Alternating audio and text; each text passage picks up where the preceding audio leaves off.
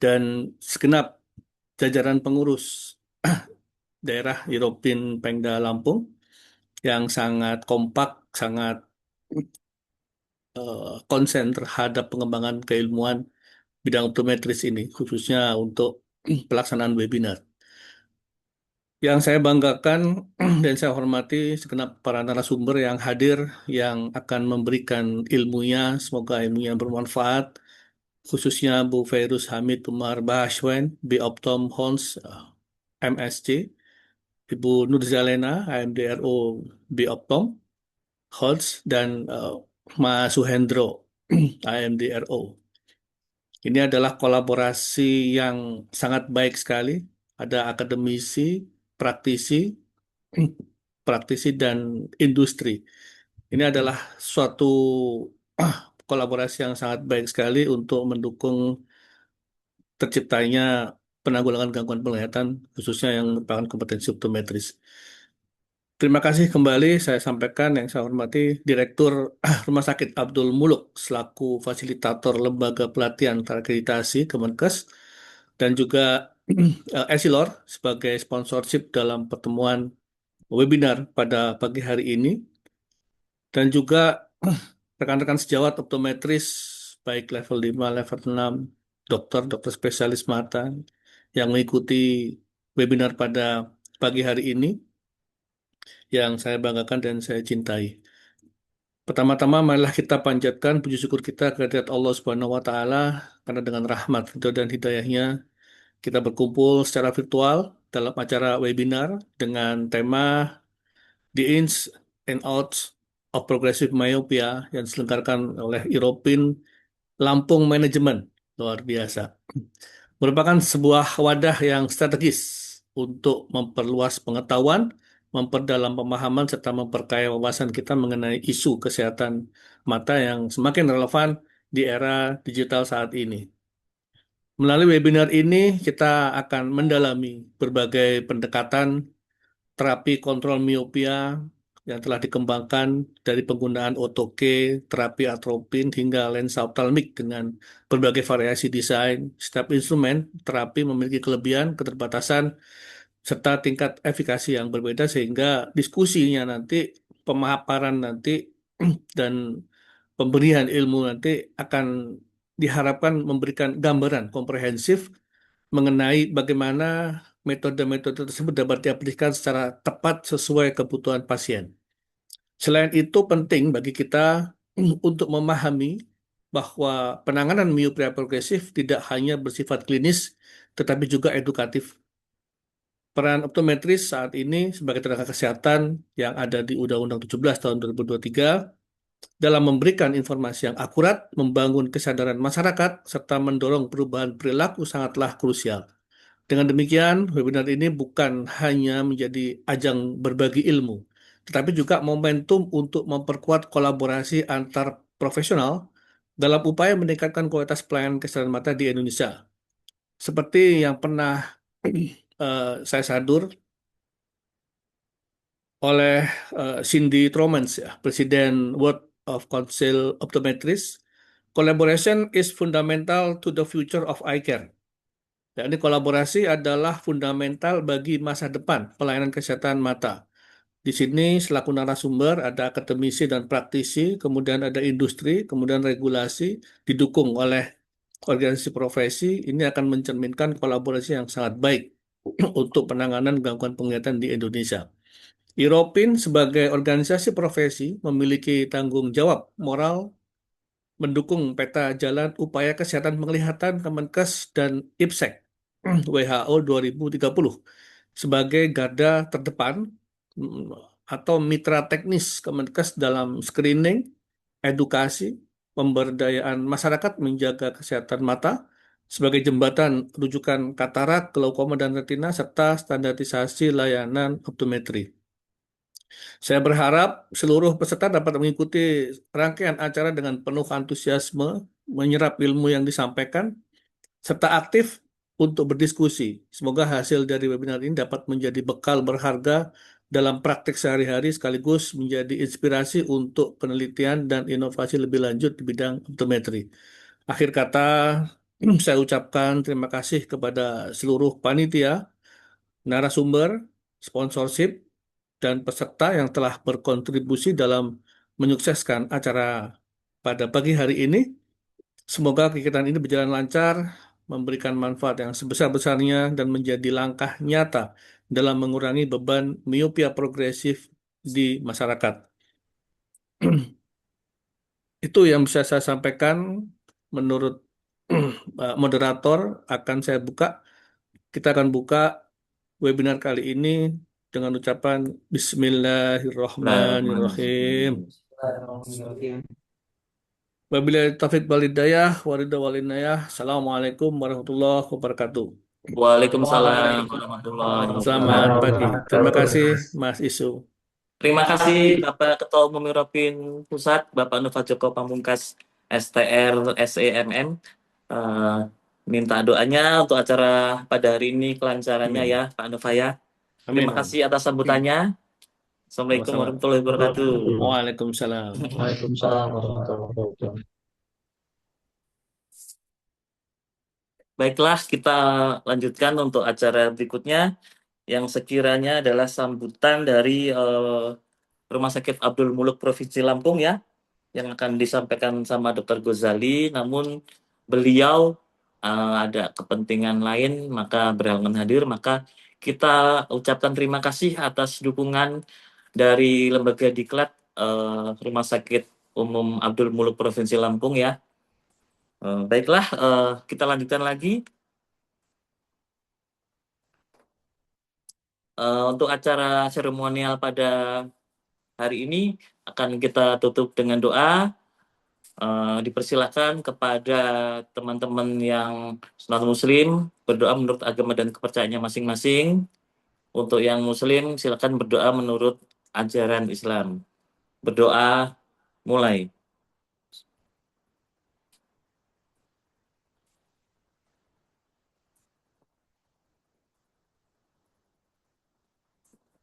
Selesai.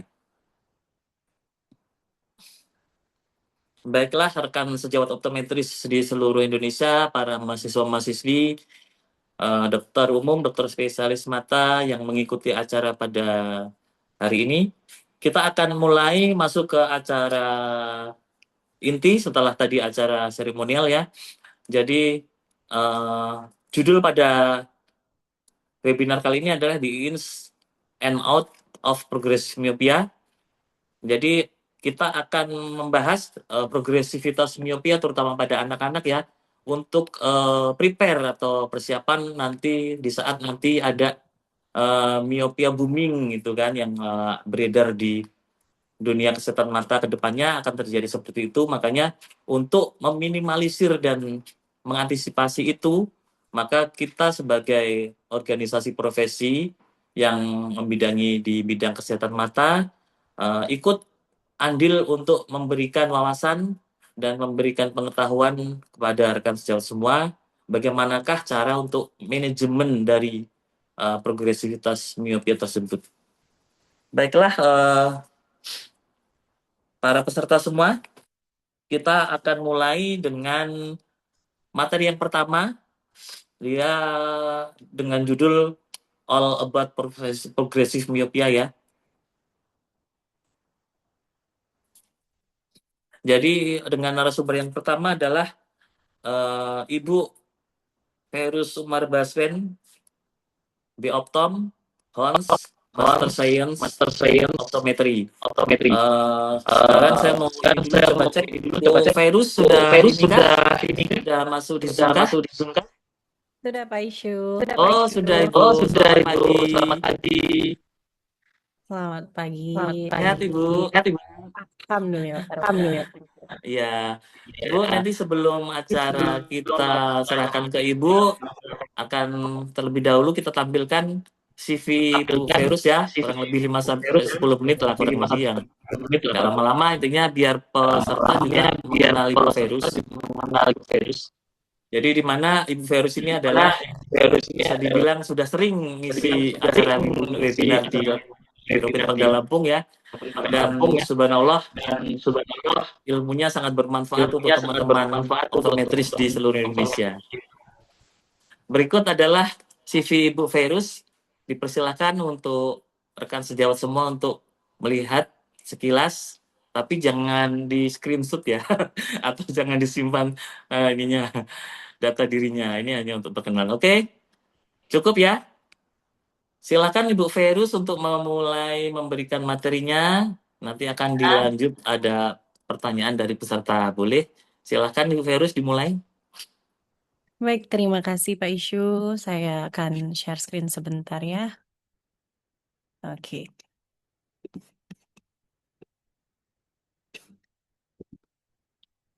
Oke, baik. Assalamualaikum warahmatullahi wabarakatuh. Selamat pagi, salam sejahtera untuk semuanya. Salam sehat. Pertama-tama saya ingin mengucapkan terima kasih kepada Iropin Pengda Lampung yang seperti tadi sudah disampaikan Pak Isyu ya dan juga Pak Ketum. Saya kebetulan sudah beberapa kali yang menjadi narasumber khususnya di kepengurusan Pengda Lampung yang ongoing saat ini. Saya berterima kasih atas antusiasnya dan selalu ingin mengundang saya gitu ya. Eh, untuk yang terakhir, mungkin di Pengda yang kali ini ya saya diminta untuk membawa mengenai all about progressive myopia. Mungkin materi yang saat ini memang sedang banyak digaungkan ya di seluruh dunia, saya percaya ya. Tema besarnya adalah ins and out, berarti luar dan dalam gitu ya, tentang progressive myopia. Namun untuk materi saya pagi ini, saya akan fokus kepada evidence base ya, bukti ilmiah untuk resiko ya terjadinya myopia, juga sedikit ya knowledge atau keilmuan tentang bagaimana kita dapat mengkontrol myopia. Lalu nanti akan lebih dalamnya disampaikan oleh pemateri kedua ya eh, tentang ortoke, atropin ya. Lalu nanti ada pemateri ketiga saya percaya dari Esilor ya untuk menyampaikan tentang optikalnya ya. Jadi materi saya ini mungkin sedikit umum ya, tapi ada beberapa sisi yang saya berikan pendalaman dan eh, berdasarkan fakta ataupun hasil ilmiah ya. Nah, sebelumnya eh, yang saya hormati, saya sampai lupa ya. Tadi ada Pak Ketum ya, Pak Nova Joko Pamungkas, ada Bapak Pengda Lampung, Pak Gilar Gumilar ya, yang kita selalu sejauh ini baru bertemu lewat Zoom aja, udah 3 kali ya. Berarti kayaknya yang keempat harus ketemu secara langsung sepertinya ya. Dan juga Rumah Sakit Abdul Muluk Lampung ya yang selalu setia menjadi apa, support untuk Iropin Lampung. Dan juga para narasumber serta peserta yang saya dengar tadi ada sekitar 400 ya, luar biasa antusiasnya. Ya, oke, baik. Saya akan mulai materi saya. Pertama yaitu tentang sedikit lagi review kita tentang myopia. Ya, myopia itu adalah bayangan di mana posisinya adalah bayangan yang jatuh ke dalam mata kita, jatuhnya di depan retina. Ya, sehingga karena tidak tepat pada fovea, maka manusia atau seseorang akan melihat penglihatan jauh itu menjadi kabur.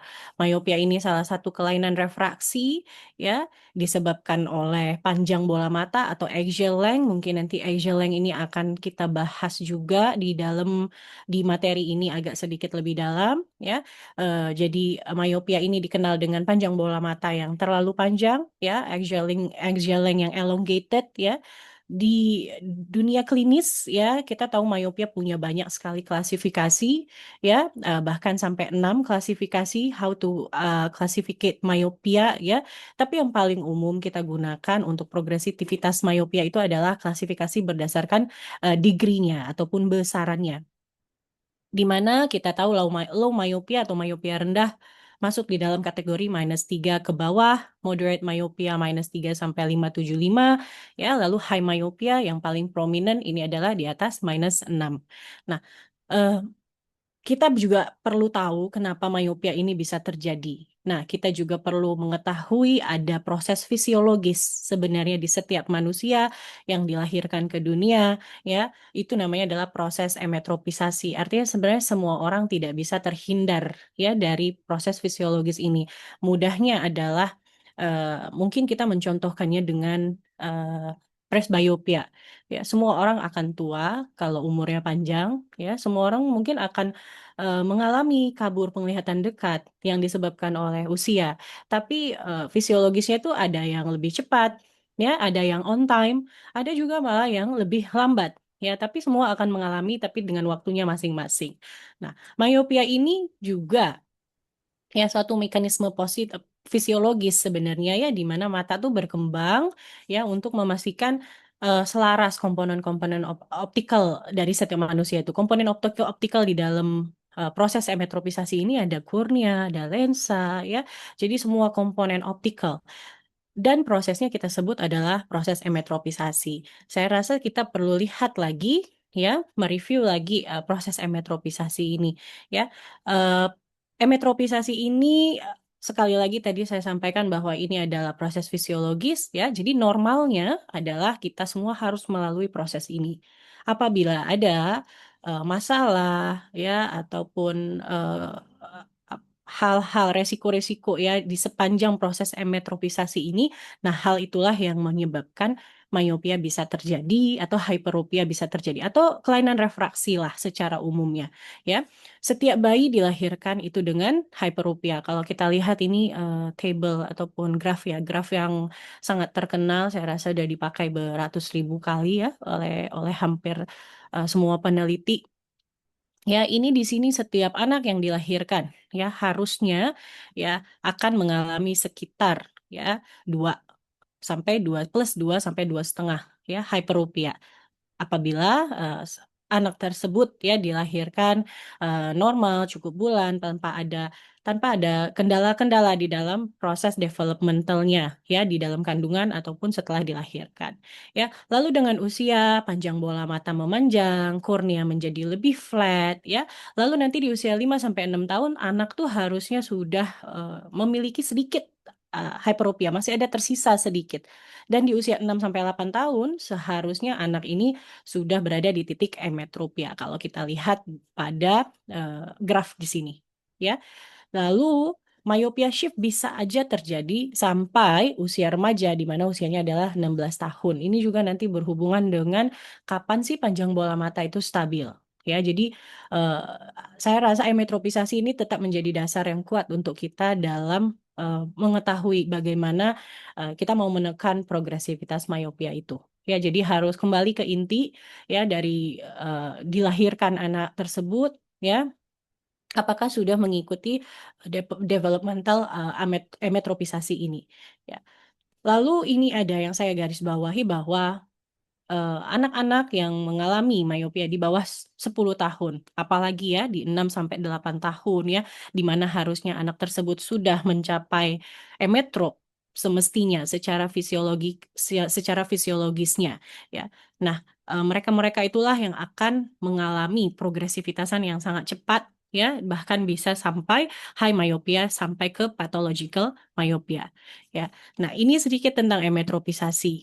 Nah, apakah myopia ini, kenapa sih kita terus-menerus ya membahas myopia?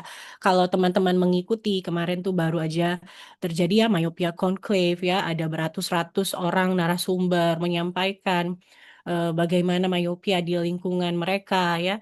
Ya, sebenarnya myopia saat ini menjadi masalah kesehatan global ya, tapi mungkin dengan masalah global yang lainnya sehingga myopia saat ini masih tertutup sebelah mata kecuali bagi kita sebagai praktisi gitu ya.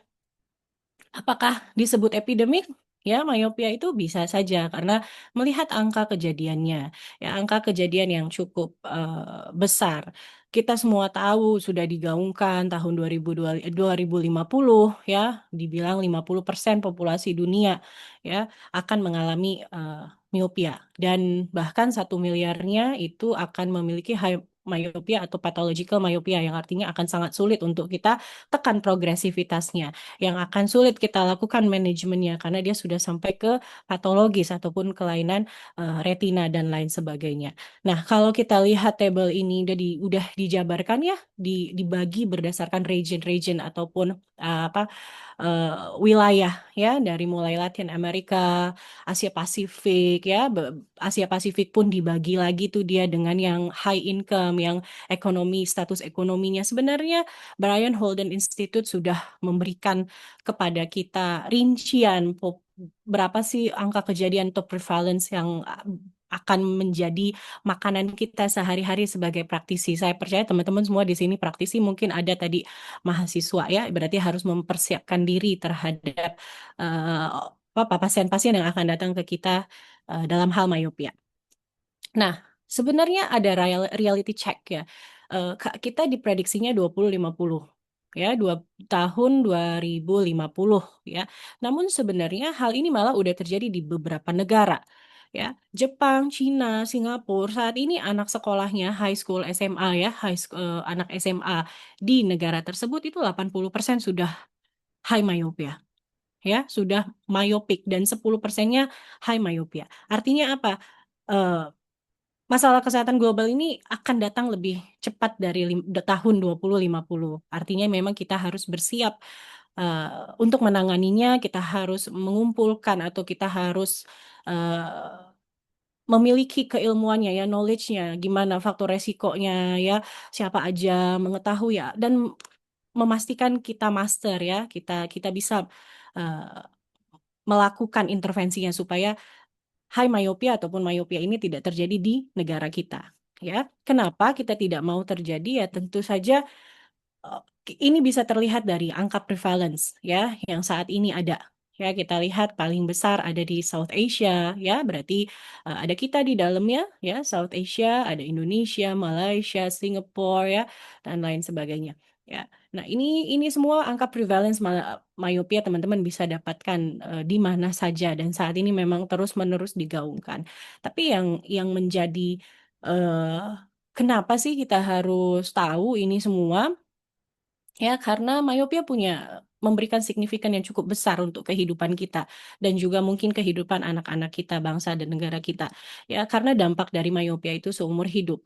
Ya, jadi kalau kita lihat Brian Holden Institute sudah mengeluarkan prediksi 20, 50, 50%. Berarti kalau kita berkumpul saat ini 400 orang, artinya 200 orang possibility akan myopia, kemungkinan besarnya gitu ya. Nah, dampaknya ini yang mau kita pastikan sudah kita bisa sisir gitu ya, bisa kita hindari.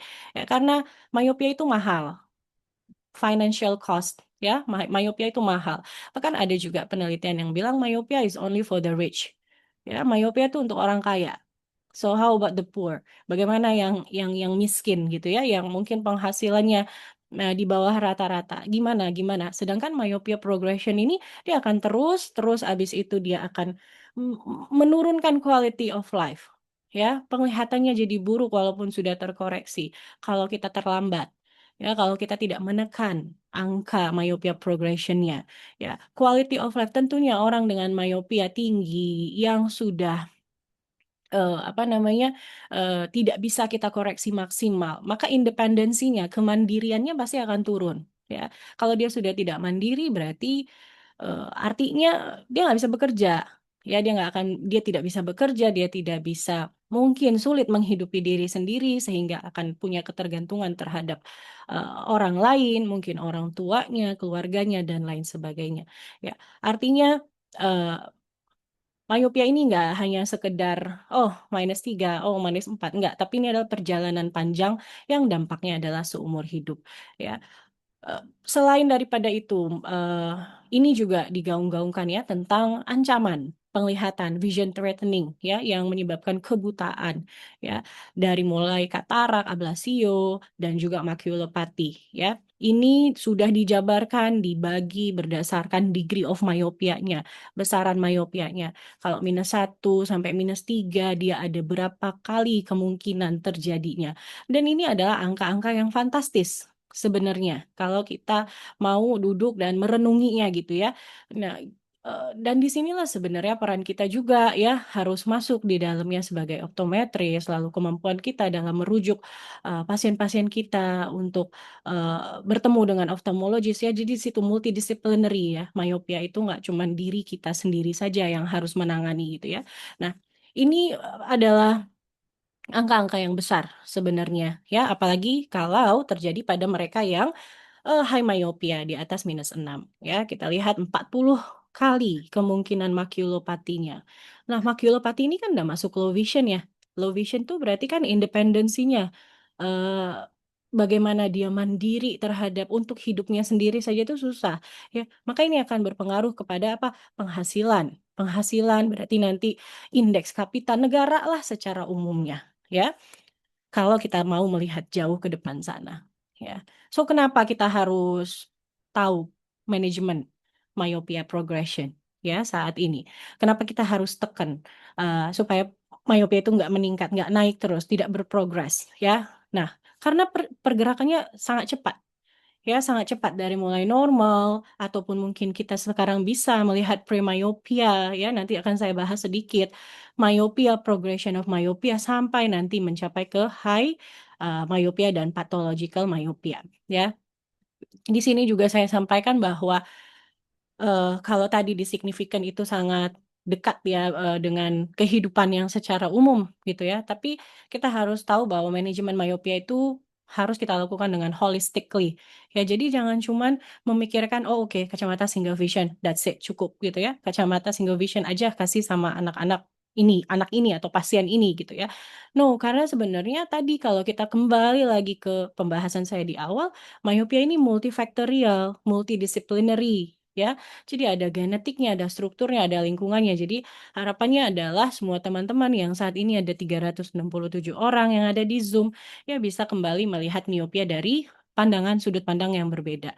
Ya, kita harus kontrol myopia progression. Karena apa? Goalnya adalah kita tidak mau terjadi ataupun resiko pathological myopia. Ya, dimana kalau sudah pathological myopia kita akan sangat sulit menanganinya. Kita perlu mengidentifikasi anak-anak yang punya resiko premyopia. Jadi bukan cuma sekedar myopia aja saat ini. Premyopia pun menjadi tugas kita. Ya, semakin cepat anak tersebut memiliki myopia, semakin cepat juga progressionnya. Ya, the earliest, ya, the fastest progression. Semakin muda, semakin dini ada myopianya, semakin cepatlah progressionnya. Berarti kita harus memberikan manajemen yang berevidence, ya, yang ada bukti ilmiahnya, ya, yang ada buktinya bahwa oh manajemen ini memang terbukti bisa menekan laju progresivitasan myopia. Makanya saya bilang kembali lagi holistic approach ya. Nah, risk factor ya, belajarlah untuk kita kembali melihat faktor resikonya. Ini adalah garis besarnya lah kenapa kita harus menangani progression of myopia ini. Ya. Ini ada 4Ms atau Magic 4 kita dengar ya, ada berbagai narasumber juga menyebutkan ini ya Magic 4 atau Management Pathway dalam myopia. Ya, 4M aja perlu diingat. Pertama kita harus master dulu. Berarti master apa? Kita harus tahu, kita harus full of knowledge ya, education ataupun pengetahuan kita lah ya, pengetahuan kita terhadap myopia ini harus luas dulu ya. Tadi jangan berpikir hanya oke myopia -1, -2, -3, enggak, tapi bagaimana dampak untuk kehidupannya, dampak bagaimana lingkungan anak tersebut, bagaimana kehidupan sehari-hari anak tersebut ya. Jadi pertama kita harus master dulu, pelajari risk factor-nya, faktor resikonya yang akan saya bahas satu-satu. Yang kedua kita harus tahu apa pemeriksaan yang harus kita lakukan. Ya, pemeriksaan apa aja yang sebaiknya kita lakukan untuk kita mendeteksi myopia kalau dia premyopia ya ataupun pada pasien yang myopia. Terus treatment inisiasi, kita apa nih, manajemen apa yang mau kita kasih sama pasien. Inisiasi berarti awal mulanya. Kalau premyopia apa yang mau dikasihkan, kalau sudah myopia apa yang mau dikasih. Ya, yang kedua measure tadi ya, examination-nya harus tepat. Manage berarti pemberian manajemennya ya ada banyak sekali dan nanti ada teman-teman saya yang akan teman-teman narasumber lain yang akan membahas lebih dalam ya mulai dari kacamata, kontak lens, di dalamnya ada ortho-K ya ada Softlens ya, pharmacological management, ada atropine ya. Lalu yang terakhir dan yang tidak kalah penting, myopia management harus kita monitor ya. Harus kita follow up. Nanti ini di sini saya di akhir saya ada sampaikan juga kapan-kapan aja follow up itu diperlukan. Oke, kita masuk ke faktor resiko pertama karena ini sebenarnya adalah materi inti saya ya. Faktor resiko kalau dari myopia profile ya, semua membagi ya. Saya juga mengikuti short fellow ya dari University New South Wales, Australia, di myopia evidence program ya. Mereka juga membagi faktor resiko itu menjadi dua.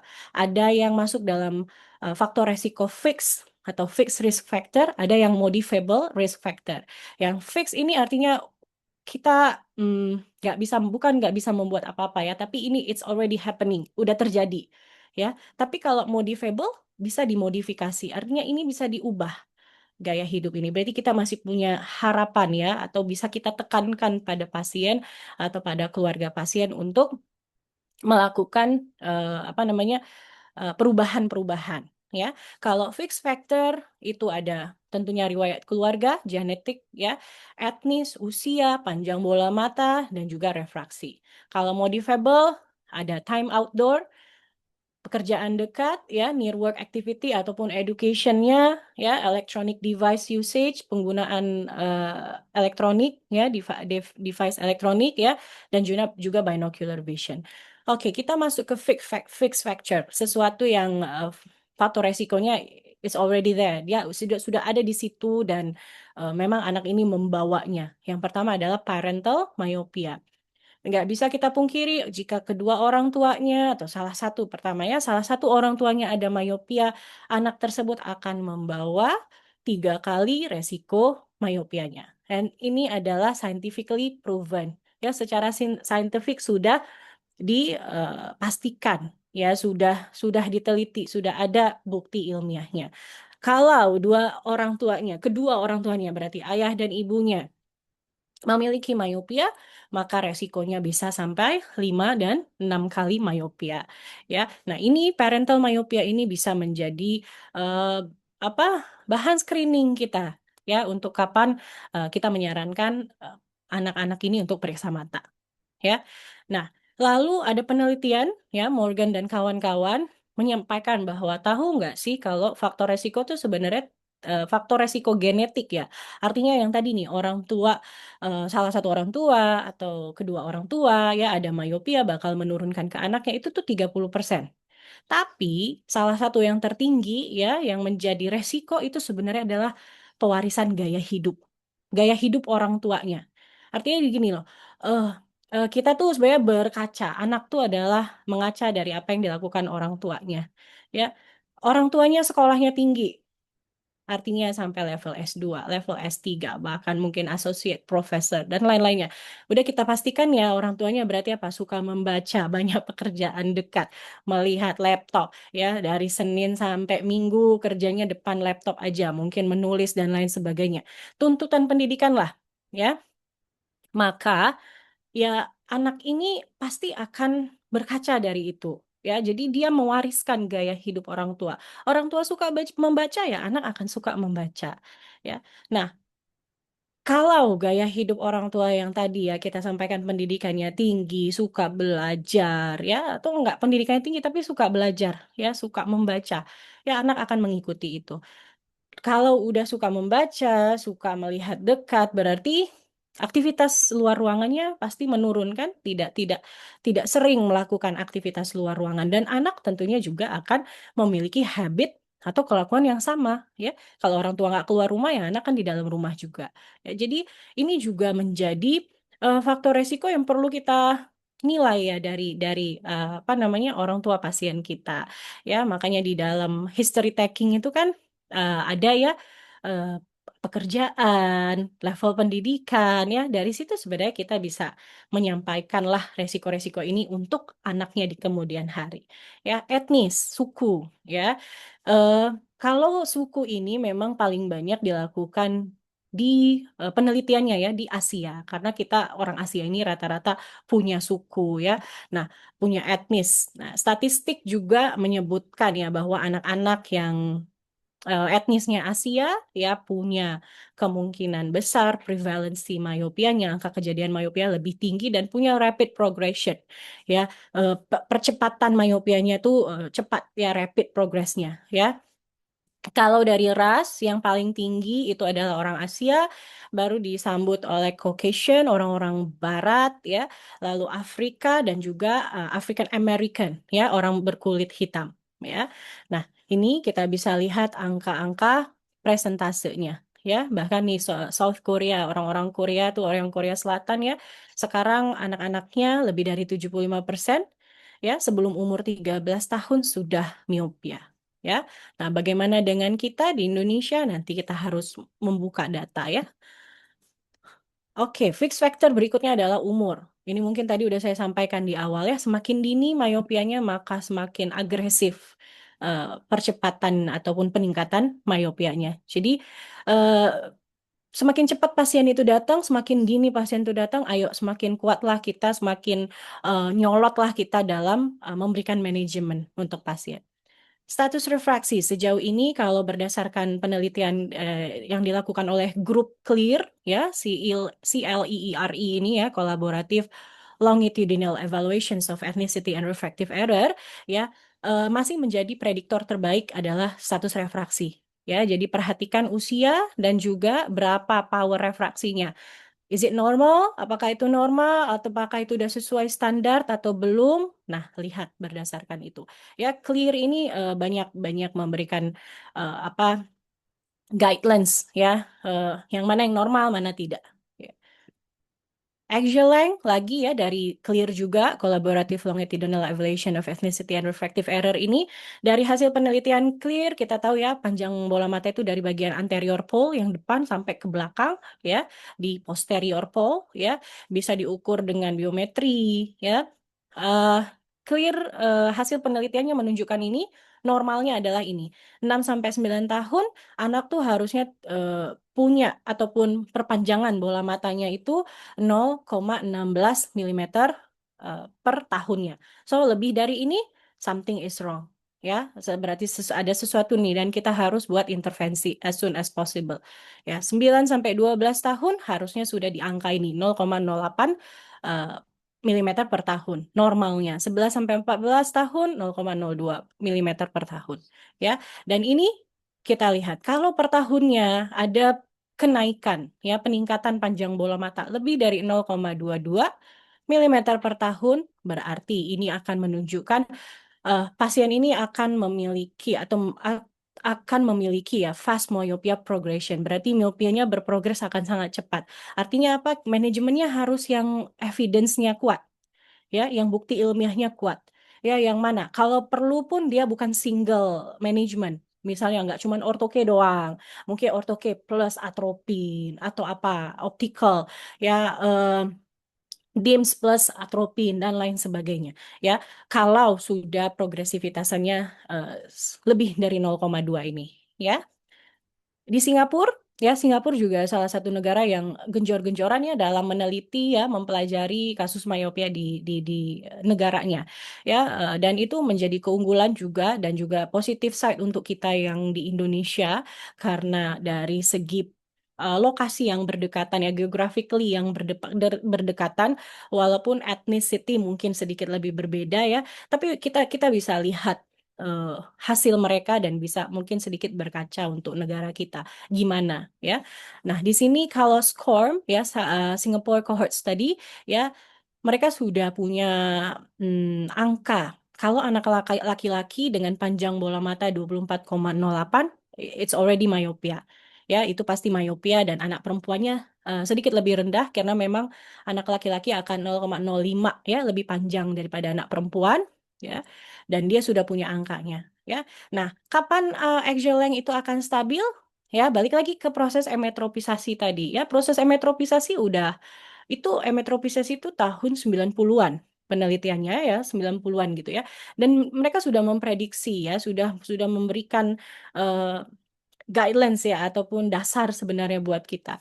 Ya di penelitian emetropisasi ditunjukkan umur 16 tahun refraksi akan stabil ya, axial length akan stabil, panjang bola mata akan stabil. Jadi di sini juga ya dari penelitian juga menyampaikan bahwa akan stabil di usia remaja atau teen sekitar 15 sampai 16 tahun ya. Kapan kita harus periksa axial length pada anak-anak myopia? Kalau IMI ya, International Myopia Institute ya memberikan saran ya setiap 6 bulan ya. Oke. Nah, lalu setelah tadi kita masuk ke fix factor ya, hal yang tidak bisa kita intervensi dari luar ya, yang nggak bisa kita ubah, panjang bola mata masa mau kita pendekin gitu kan, susah ya. Nah, sekarang kita masuk ke modifiable. Modifiable ini berarti kita bisa rekayasa, kita bisa perbaiki ya, kita bisa ubah asalkan pasiennya mau ya. Yang pertama adalah time outdoor. Ya, time outdoor ini kalau teman-teman buka cari di internet ya, hubungan correlation between time outdoor and myopia ya, itu sangat berserak banyak sekali ya. Di sini kita akan bahas bahwa aktivitas luar ruangan ya akan mencegah myopia secara konsisten dan masuk dalam strong evidence base ya. Strong berarti kuat nih hubungannya ataupun bukti ilmiahnya sangat kuat. So ini sangat mudah, ini cuman kita perlu ngomong aja sama pasiennya, ingatkan, ingatkan, ingatkan gitu ya. Karena ini terbukti secara ilmiah ya. Kenapa? Karena sebenarnya adalah dopamin sih ya. Dopamin ini kalau kita bahas lagi banyak juga penelitiannya tentang bagaimana matahari ini bisa merilis retinal dopamin ya sehingga akhirnya menghambat pertumbuhan bola mata ya. Nah, itu bisa mungkin nanti next time di webinar lain bisa dibahas lebih dalam ya. Ini ada berbagai penelitian yang kuat ya yang sitasinya sangat besar ya. Saya biasanya ambil penelitian yang sitasinya banyak ya, berarti artinya penelitian ini bisa kita pegang ya.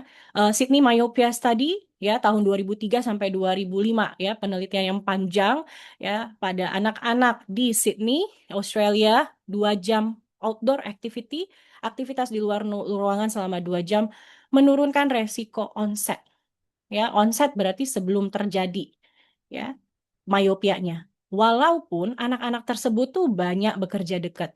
Jadi diimbangin. Walaupun dia sekolah, dia main gadget, tapi dia punya 2 jam di luar ruangan. Ya, itu menurunkan resiko onsetnya, kapan terjadi myopianya. Ya, lalu Cina juga melakukan studi time outdoor ini. Ya, ini adalah interventional study. Kalau interventional study ini seru karena dia bikin 2 grup. Satu grup melakukan aktivitas, satu grup nggak melakukan aktivitas.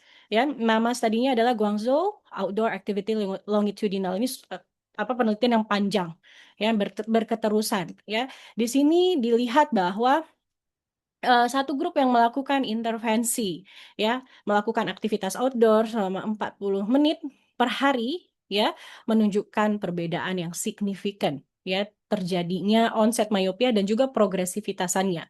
Jadi lebih slow progresivitasannya pada mereka yang melakukan aktivitas luar ruangan selama 40 menit dibanding yang enggak melakukan. So yang enggak melakukan tuh di dalam grup itu ada yang melakukan tapi nggak sampai 40 menit, ada yang bahkan at all sama sekali nggak melakukan. Ya, jadi ini interventional, kita bisa lihat perbedaan 2 grup itu dan nyata strong evidence juga ya, kuat buktinya. Ya, di Taiwan juga melakukan penelitian time outdoor ya. Kalau ini sampai mereka tuh melakukan 2 kali penelitian ya.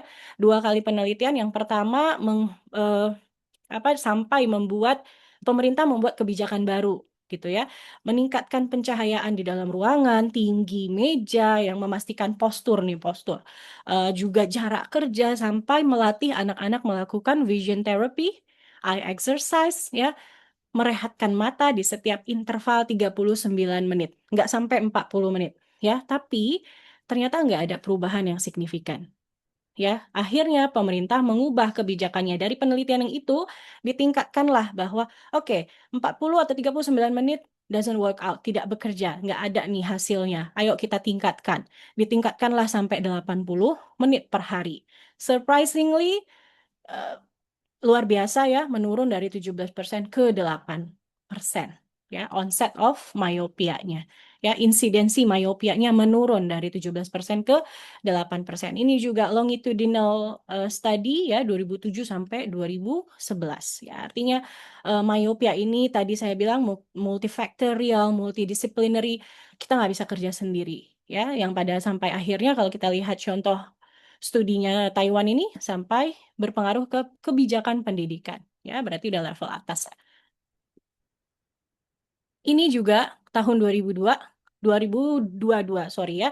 Nah, ini time outdoors in reducing myopia. Ini panjang sekali penelitiannya ya. Ini uji klinis acak ya. Jadi dikasihlah anak-anak, ini juga per grup ya. Ada yang 40 menit, ada yang 80 menit. Pada anak-anak di Cina umur 6-9 tahun selama 2 tahun studinya ya.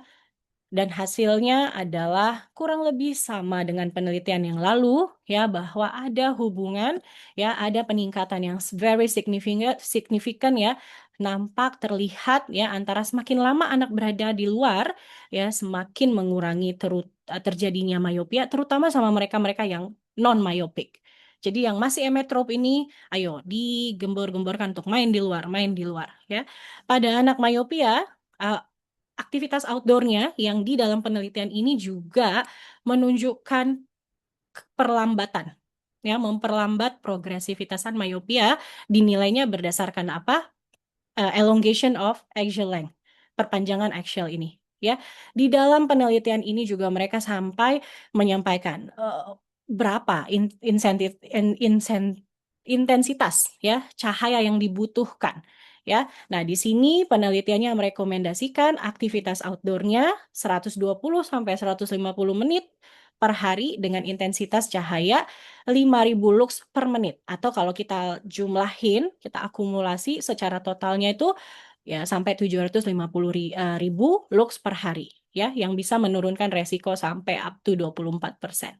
Ya, di sini rekomendasi klinisnya berarti apa? Berdasarkan hal yang modifiable ini yang saya tekankan ya, berarti kita memang harus menyarankan ya, merekomendasikan outdoor time 10 sampai 15 jam per minggu atau 2 jam per hari.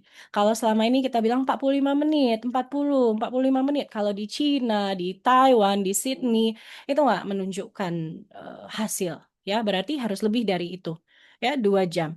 Intensitasnya, kalau intensitas pencahayaan, kalau indoor itu sekitar 10 sampai 1000 lux. Berarti emang anak-anak nggak boleh di indoor. Ya, karena nggak matching dengan penelitian yang di Cina. Ya, kalau outdoor tapi dia berawan, dia agak mendung-mendung gitu ya, 10.000 sampai 30.000 lux. Bisa, tapi mungkin lebih baiknya, lebih patennya adalah di sunny day, ya, yang bermatahari, di mana bisa lebih dari 100.000 lux. Ya.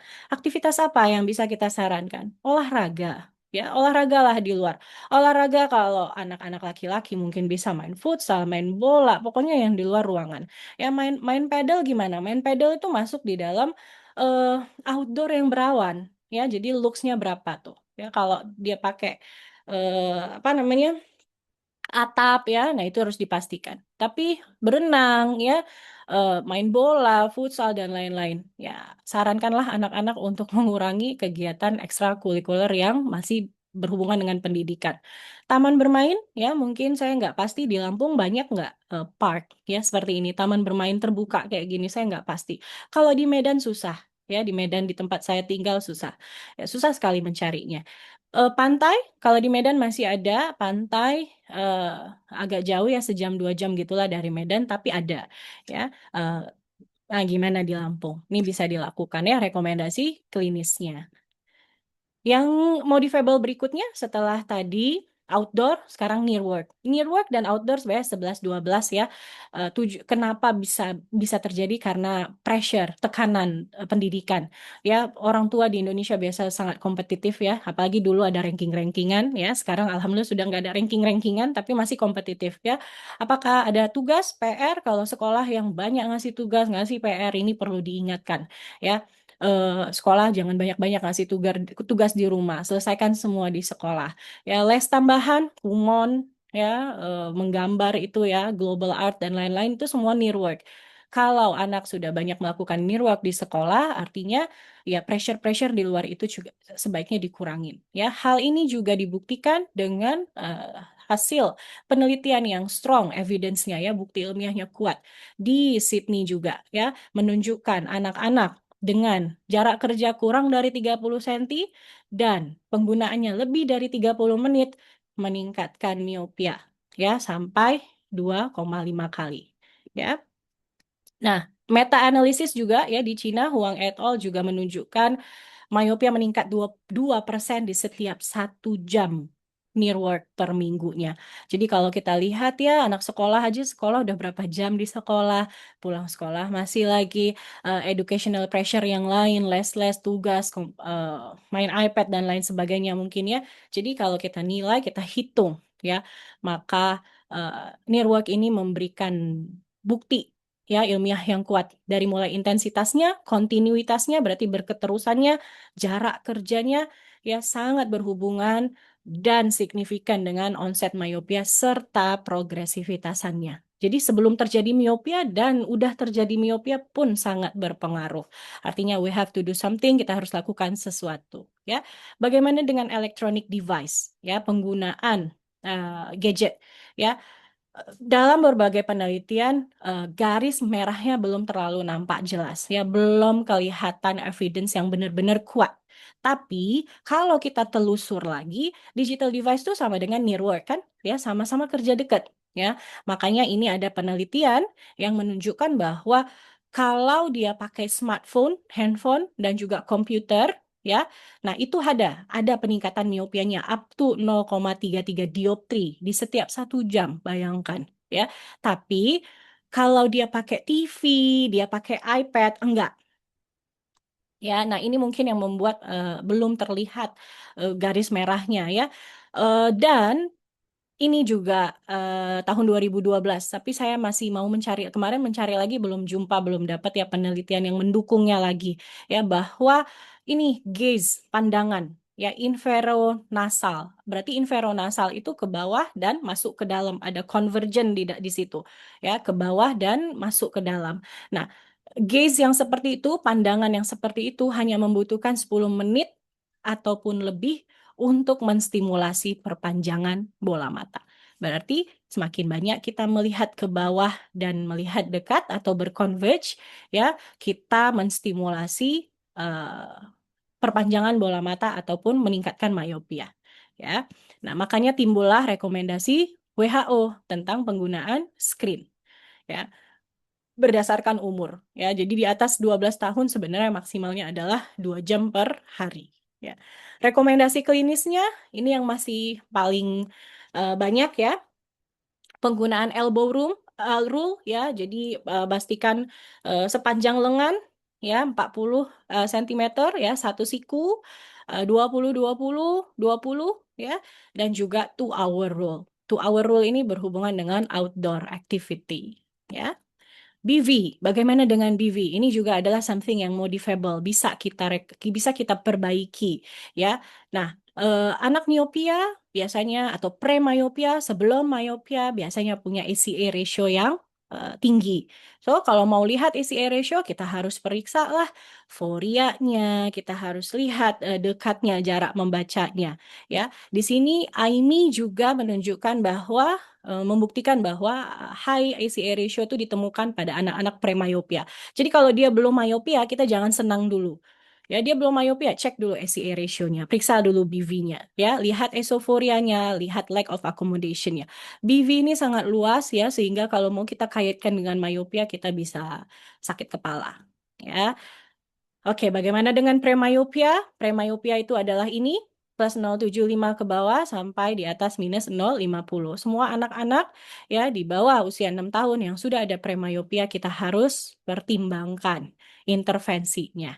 Kalau menurut penelitian sejauh ini adalah low dose atropine yang paling efektif. Paling efektif untuk menekan slowing premyopia untuk menghindari lah ya, premyopia menjadi miopia dengan cepat ya. Pemeriksaan apa saja? Oke, tentunya adalah VA, refraction, ya, objektif and subjektif. Kalau kita under myopia management, kalau kita mau memberikan myopia intervention, ya, maka cycloplegic refraction menjadi gold standard, ya.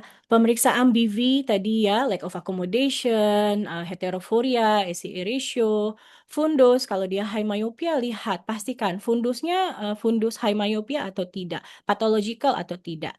Axial line, ya, itu lakukan ocular biometry. Saya di bawah taruh corneal topography. Kenapa harus periksa corneal topography? Bukan cuma untuk ortho-K, ya, bukan cuma untuk ortho-K. Corneal topography ini kita mau lihat keratokonus, ya. Ini keratokonik atau tidak. Kalau keratokonus, ya of course lah dia akan high myop, dia akan sedikit miopia. Jadi kita mau bedain ini itu myopia atau karena keratokonusnya. Makanya corneal topography itu harus kita lakukan, ya. Manage, ya, ini masuk yang ketiga, ya, manajemennya. Apa aja yang nggak bisa kita intervensi?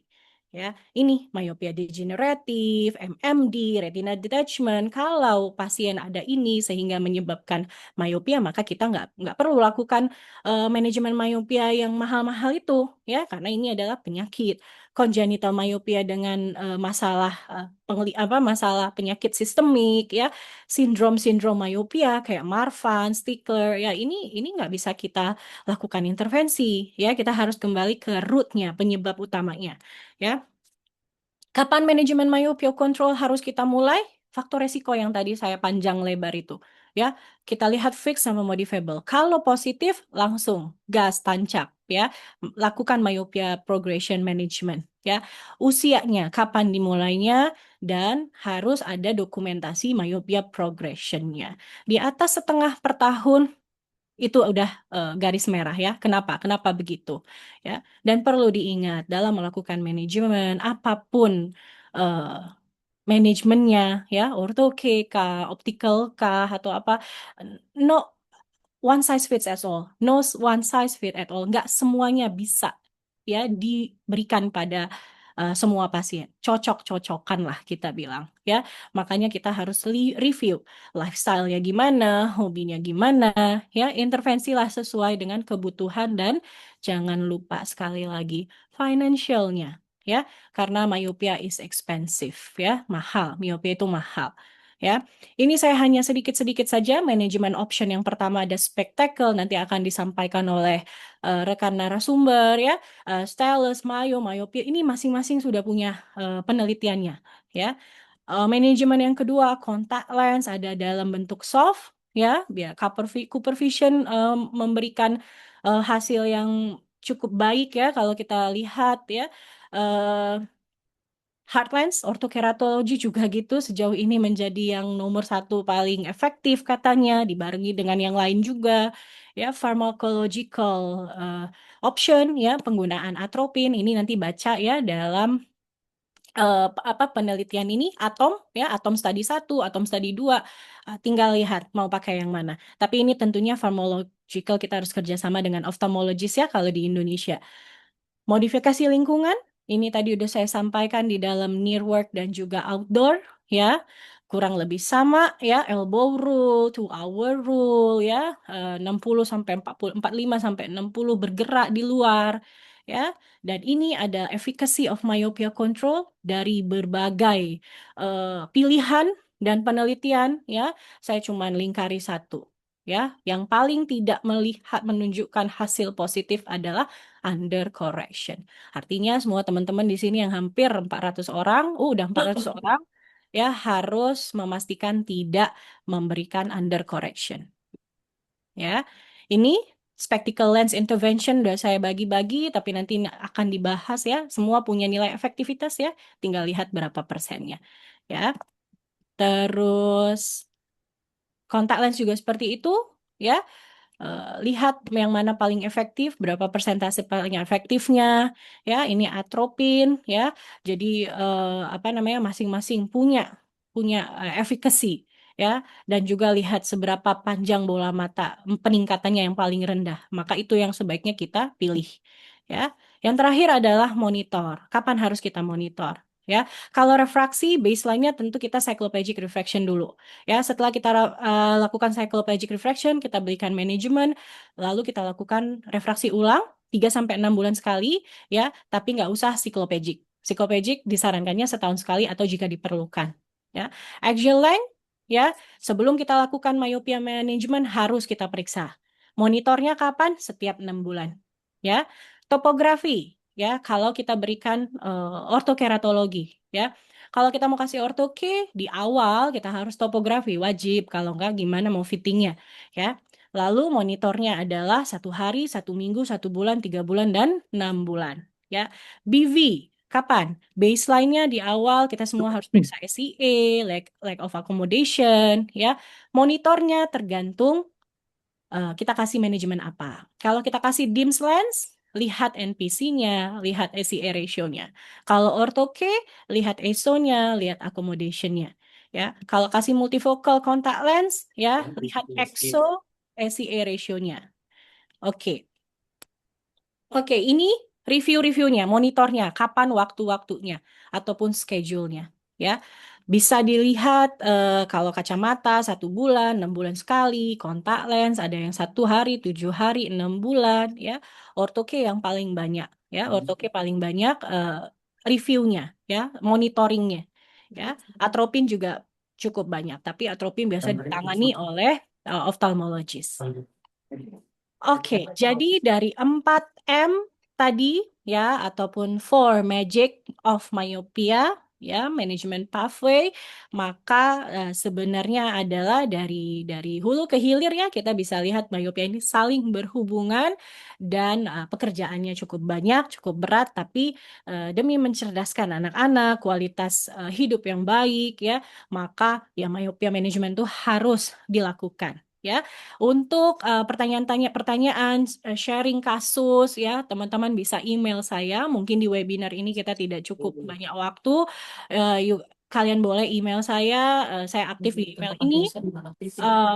Dan saya juga praktisi ortoke dan BV klinik karena myopia management sangat penting. Strabismus juga saya ada praktik mandiri ya dan juga bisa temukan saya kalau di ya. Selebihnya itu saja Pak Isyu dan teman-teman yang bisa saya sampaikan. Em, Lebih kurang saya mohon maaf. Saya serahkan kembali kepada panitia. Assalamualaikum warahmatullahi wabarakatuh. Selamat pagi. Waalaikumsalam warahmatullahi wabarakatuh. Wow, wow, wow, wow, wow. Phew. Luar biasa. Terima kasih Bu Ferus ya. Jadi inilah rekan sejawat ya. Kita fokus dulu ke materi. Kita nanti untuk masalah pelataran sehatnya bisa nanti. Yang penting kita fokus untuk ilmunya dulu. Baiklah, kita semua berikan aplaus untuk Ibu Ferus ya. Oke. Luar biasa Bu ya. Jadi untuk di tidak lanjuti nanti kalau memang ada teman-teman yang mau konsultasi, mau bertanya bisa lewat email yang telah disampaikan. Nah, untuk materi di sini Bu kita boleh buka 2 pertanyaan dari peserta ya. Nanti sekiranya itu Ibu pilih salah satu dari 2 itu yang terbaik nanti bukannya untuk membandingkan tapi pertanyaan yang paling bagus nanti kita ada berikan sedikit gift gitu hadiah. Oke. Dipersilakan untuk rekan sejawat yang mau bertanya. Untuk 2 orang aja ya, silakan raise hand. Nanti akan ditanggapi narasumber kita. Silakan raise hand. Oke, Olivia Marta. Ya. Silakan dibuka ininya. Halo, Assalamualaikum. Waalaikumsalam warahmatullahi wabarakatuh. Izin bertanya, kalau seumpama ini ada pasien miopia, pasien anak kecil, itu setelah disiklo harusnya koreksinya itu under atau cover ya dokter? Oke, untuk hasil cycloplegic ya, dan dia myop. Nggih, Ya, mayop. kalau dia myop biasanya akan under, ya. Tapi tergantung usia, Jadi semakin muda ya di bawah 7 tahun kita perlu pengurangan sampai plus 0,75. Dan lihat juga seberapa besar pupil diameternya, ya Bu. Hmm. Jadi, Berarti untuk mhm, hasilnya mhm. diresepkan yang under ya dokter? Iya, betul. Kalau dia muda sekali di bawah 7 tahun ya Bu, dikurangin plus 0,75. Ya, kalau Lalu kalau lebih dari itu bisa setengah. Ya, lalu lakukan visus lagi ya. kalau seumpama didapat hasil setelah siklo itu sama dokter? Kalau setelah siklo, Hasilnya sama? sebelum dan sesudah, Iya. ya nggak apa-apa. Diambil yang sebelum dan sesudahnya. Hmm. Kita siklo kan untuk kita konfirmasi apakah dia ada pseudomiop kan ya. Apa miopia yang tersembunyi ya atau dia convergent excess sehingga sangat apa kencang akomodasinya ya jadi lebih lebih miopik ya. Kalau sama nggak ada masalah. Kalau over itu kemungkinan juga ada dokter? Bisa bisa kalau misalnya sebelum kok misalnya sebelum siklopegic -3 gitu ya. Iya. Setelah siklopegic jadi -6.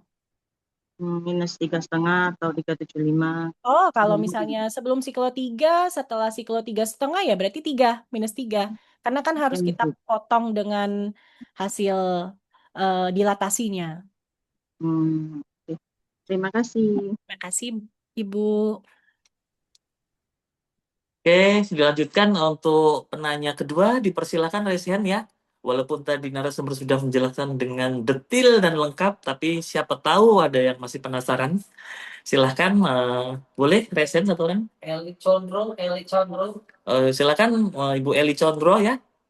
Halo. Oh, Ibu Bapak-Bapak, silakan. Ya, ya. Untuk Bu Vero, saya mau tanya tadi di presentasinya itu ada yang menurut saya kontra ya. Yang tentang penelitian dari Taiwan itu kan disebutnya 39 menit tidak ada bedanya. Itu kan pertama udah tidak apa kayak tidak sesuai yang kita pelajari sama ini. Terus lebih parah lagi malah dilanjutkan sampai 80 menit. Itu tuh gimana tuh? Karena kontra sekali menurut saya.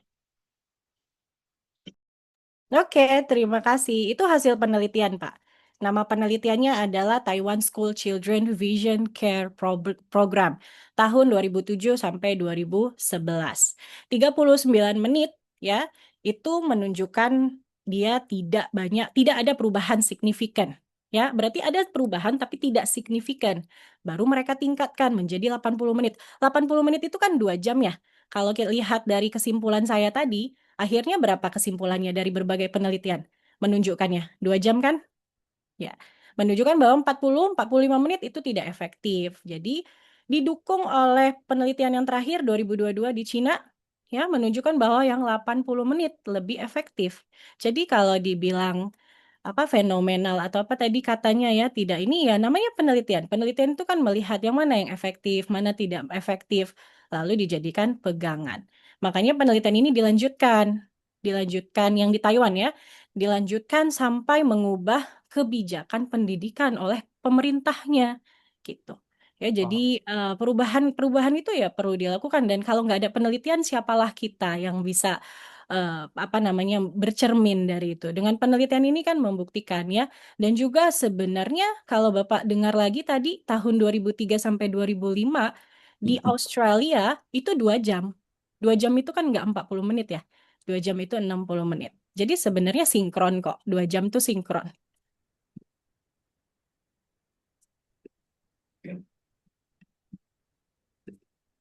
Oke, silakan. Cukup ya.